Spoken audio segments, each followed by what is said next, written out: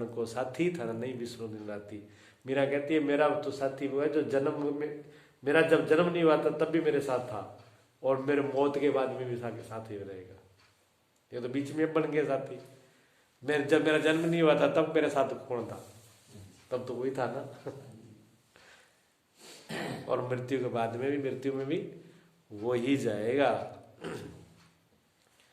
ये ऐसा है जी, ये अध्याय ऐसे है। समझ में आ रही है ना? दिक्कत तो नहीं है? हाँ, ऐसे ही आएगा तो धीरे धीरे करके ही आएगा समय। ठीक है? हाँ ठीक है। तो इसमें कहते हैं नृत्यशाला स्थित दीपक, जहाँ नृत्य हो रहा है, नाच गान हो रहा है, उस नाच गान के सामने एक दीपक होता है, एक राजा होता है, एक प्रधान होता है, उनके अनुचर होते हैं, नायिका होती है, वैजंत्री होते हैं, और अन्य सभा के लोग वह बैठे तब भी प्रकाशे और सर्व उठ जावे तब भी शून्य को सबको प्रकाशता है। देखो बहुत बड़ा नित्यशाला बनी हुई है, जैसे धर्मशाला, जैसे अपना कमरा मान लो, ऐसे बड़ा स्थान है, उसके अंदर एक बल्ब, दीपक की जगह बल्ब ले लो, पुराने जमाने के हैं। आज के जमाने में पहले दीपक लट्टू बल्ब होते नहीं थे, दीपक ही होते थे, दीपक बोलते थे। आज ये बल्ब जल रहा है मान लो, तो बल्ब भी जल रहा है, और उसमें राजा भी बैठे हुए हैं। ठीक है? उसमें प्रधान है उनका जो मंत्री, वो भी बैठा हुआ है, अनुचर उनके सेवादार भी बैठे हुए हैं, नाचने नायिका नाचने वाली है वो भी बैठे हैं, और बजाने वाले भी हैं। वो सब के सब बैठे हुए जैसे हम सब बैठे हुए हैं। सूर्य बल्ब जल रहा है, कमरे में मूर्तियां रखी हैं, हम सब लोग बैठे हुए हैं। ठीक है? पुस्तक भी है, ग्रंथ भी है। अब सारी चीज है, तब भी वो बल्ब बता रहा है कि ये सब लोग हैं। और यहाँ से सब कुछ उठ जाए तो क्या बल्ब जो सब लोग चले जाएंगे तो बल्ब को तो चार प्रकाश तो ऐसे ही रहेगा ना, प्रकाश में तो कोई फर्क नहीं पड़ेगा भी। हमारे यहाँ से बैठने से और हमारे यहाँ जाने से बल्ब में तो कोई फर्क आने वाला नहीं है, बल्ब तो जैसे का तैसा ही रहेगा। इसी प्रकार पूरी हमारी इंद्रियां, हमारा मन, आगे बताएंगे। देखो स्थूल देह रूप ये तो है नृत्यशाला है, ये पूरा कमरा मान लो, वो शरीर वो पूरा कमरा है। ठीक है? ये शरीर पूरा कमरा है, और साक्षी जो आत्मा है वो बल्ब है। सबका वो सबका ज्ञान आत्मा से बगैर तो कोई चीज चलेगी नहीं। वो आत्मा वो बल्ब की तरह है, प्रकाश रूप है, यानी सबका ज्ञान कर रही है आत्मा। ठीक है? और जो इसमें चित्त है वो राजा है, जो मैं जो है कार वो चित्त है, जिन मतलब बुद्धि समझ लो। चित्त कहते हैं जो हर चीज को अंदर खींच लेता है, चित्र खींच लेता है, जो शक्ति। आप कोई भी चीज देख लेते हैं, वो फोटो अपने अंदर आ जाती है, कैमरे की तरह आ जाती है ना, उसको चित्त बोलते हैं। तो बुद्धि है वो तो राजा है, और मन उसका मंत्री है। जो मन है वो मंत्री है, और पांच प्राण है, एक तो ये सांस आवा जावा है, एक हाथ पैर, अपान उदान व्यान समान, ये 5 प्रकार के प्राण है। या डकार लेना, हिचकी आना, सांस लेना, नाभि के अंदर समान प्राण रहता है, पूरे खून का संचालन करना। अपना जहाँ इंजन में पंप लगा होता है ना, वो पंप जो है वो तेल को पहुंचाता है ऊपर, बिना पंप के तो पहुंचेगा नहीं। इसी प्रकार नाभि के अंदर आप कहते हैं नहीं मेरे गिरगी धरण, वो धरण क्या होती है, वो नाभि जो पंप होता है वो गड़बड़ हो जाता है, इधर उधर हो जाता है। वो पंप इधर उधर हो जाता है तो वो सारा सिस्टम बिगड़ जाता है खाने पीने का। वो जो रस बना के सारी पहुंचाना है उसने, वो सारा सिस्टम बिगड़ जाता है। वो सारा सिस्टम जहाँ तो दस्त लग जाएंगे, जहाँ पर गाड़ी उल्ट पुल्ट हो जाएगी। ठीक है ना? तो वो धर्म क्या, वो वायु, वो समान वायु होती है यहाँ पर, वो वायु ही होती है। वो वायु गड़बड़ हो जाती है तो फिर दिक्कत हो जाती है। ऐसे हमारे जोड़ मुड़ते हैं, हाथ पैर उंगलियां, इनमें ये मुड़ने बिना वायु के नहीं मुड़ती है, कि वायु होता है इसमें। ऐसे बुरी गंदी हवा जैसे निकलना, वो व्यान, उसको कहते हैं व्यान वायु से, जो अशुद्ध हवा को निकालते हैं, मल मूत्र को जो विसर्जन करते हैं। अगर वह अशुद्ध हवा भी ना निकले तो भी शरीर सही नहीं रहेगा।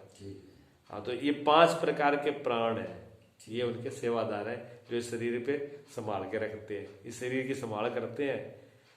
अगर वो 5 प्राण अपने अपने जगह से हट जाए तो फिर ये गड़बड़ा जाएगा, पैरादारी है उनकी। तो ये 5 प्राण इसके अनुचर है। और बुद्धि नायिका, नाचने वाली है, बुद्धि नचा रही है सबको, ठीक है।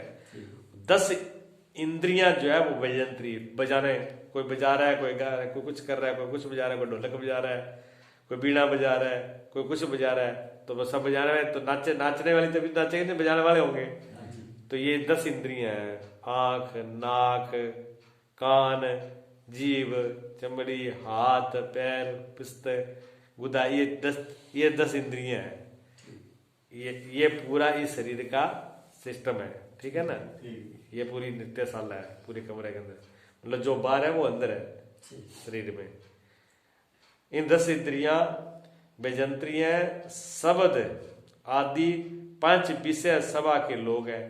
अब नाचने वाला भी, राजा भी बैठा है, मंत्री भी बैठा है, बजाने वाले भी है, नाचने वाले भी, और पर सभा भी तो होनी चाहिए, बिना सभा के तो काम नहीं चलेगा।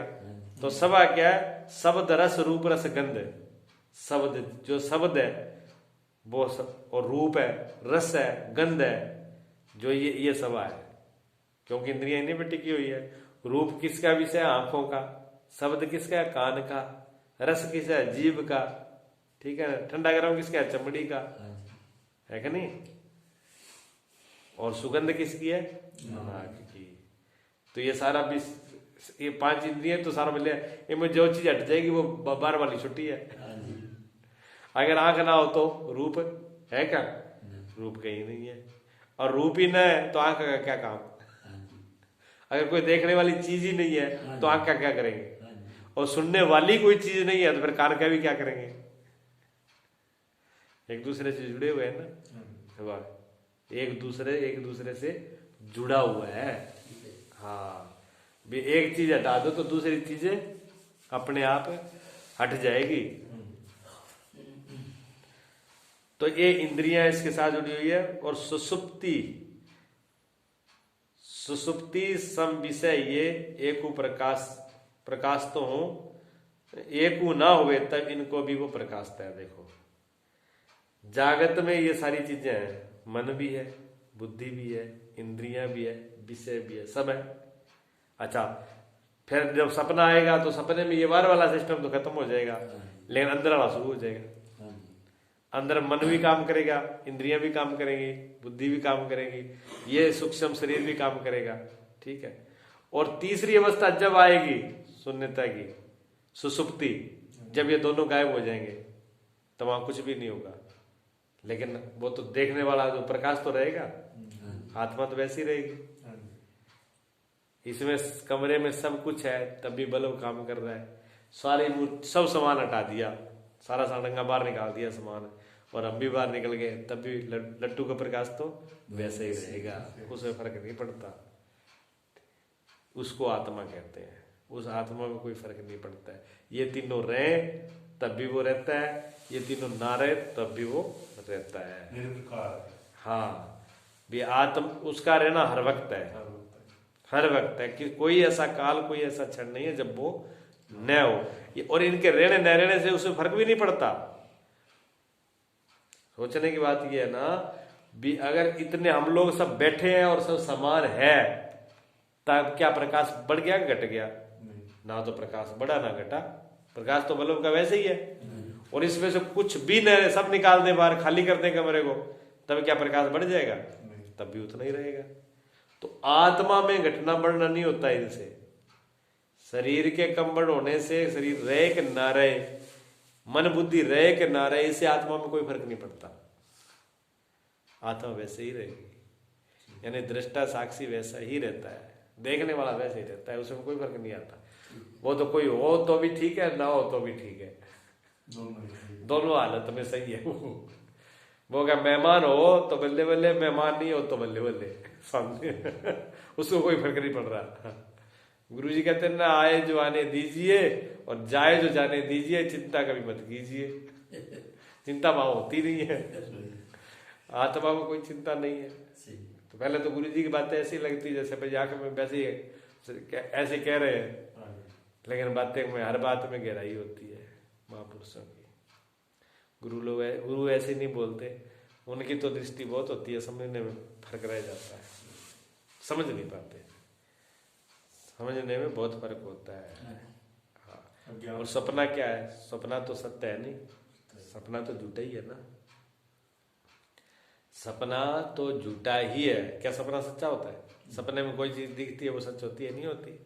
सपना आया, सपने में देखते हैं 1 मिनट में तो हम राजा बन गए, दूसरे मिनट में भिखारी बन गए, तीसरे मिनट में गधा बन गए, चौथे मिनट में चिड़ी बन के उड़ गए। अब कोई तालमेल किसी का नहीं, समझ में नहीं आता भी किसके साथ क्या जोड़ मेल है। एक से एक कड़ी, अभी तो बंदे बने जा रहे थे, इतनी देर में घोड़े ही बन गए और घोड़ा बन के उड़ भी गए।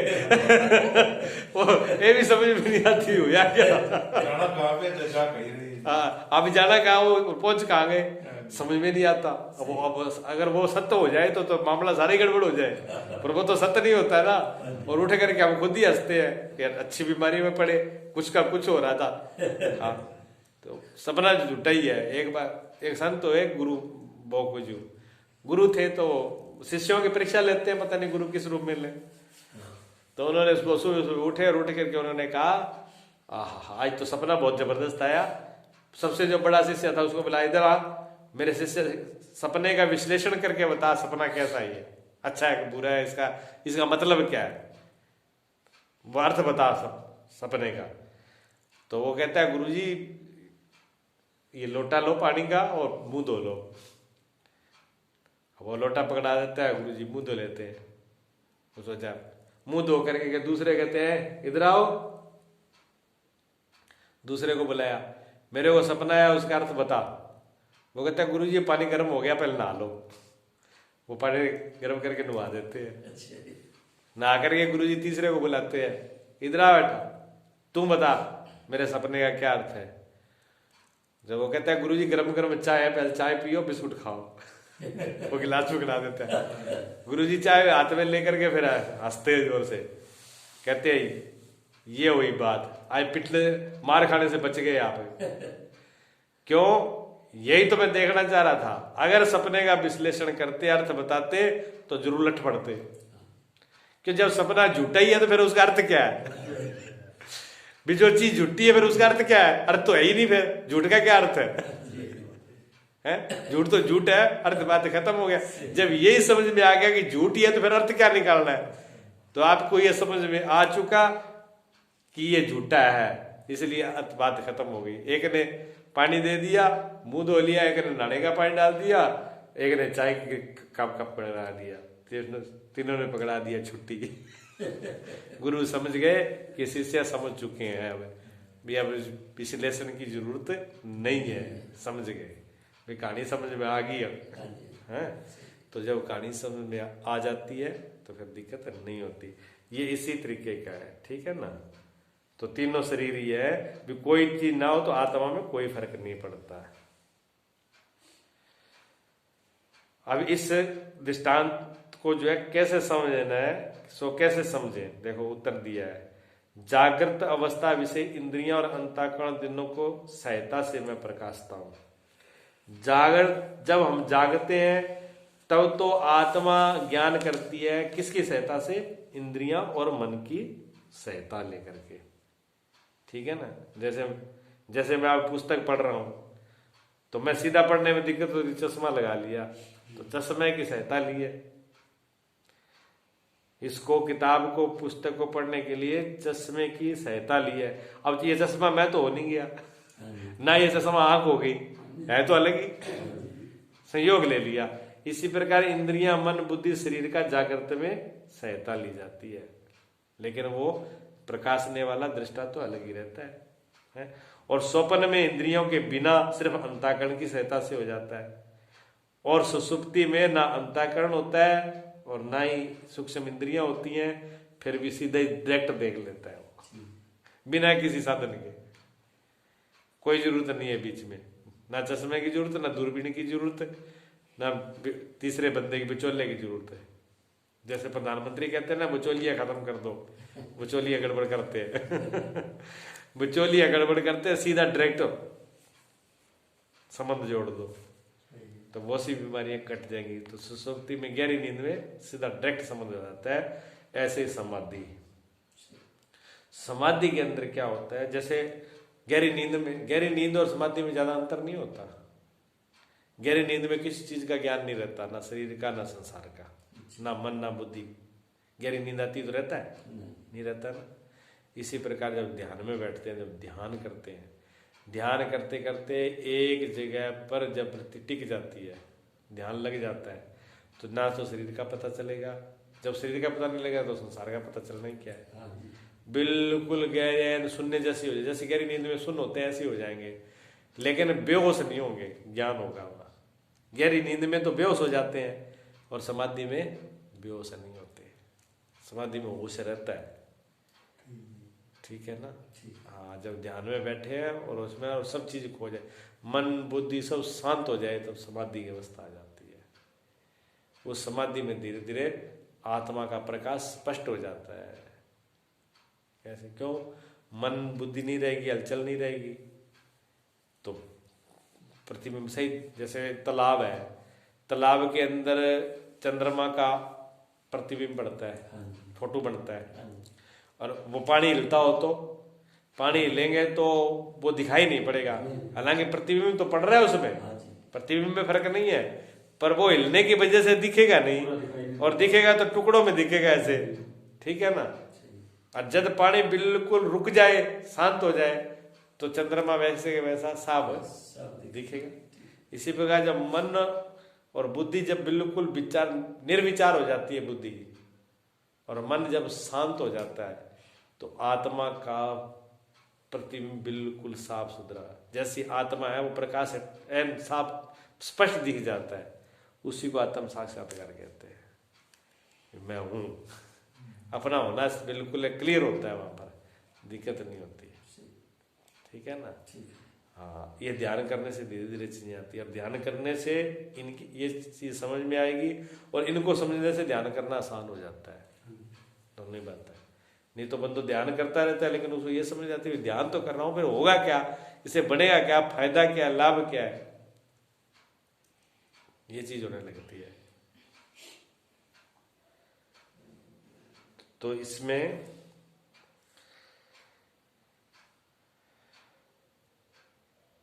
इस विषय और दृष्टांत क्या है, कहते ये एक बात तो समझ आ गई, तो आपने समझा दिया भी ये शरीर है, ये राजा है, मंत्री है, सारी चीजें। कोई और युक्ति, कोई और दृष्टांत तो समझा दो, बात पक्की हो जाए।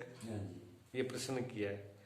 तो कहते हैं कि जैसे 5 छिद्रों वाले घट के भीतर एक घड़ा, घट कहते हैं घड़े को, घड़ा, और घड़े में 5 सुराख कर दिए चारों तरफ, 5 उसमें सुराख कर दिए, और सुराख करके उसके अंदर एक तेल का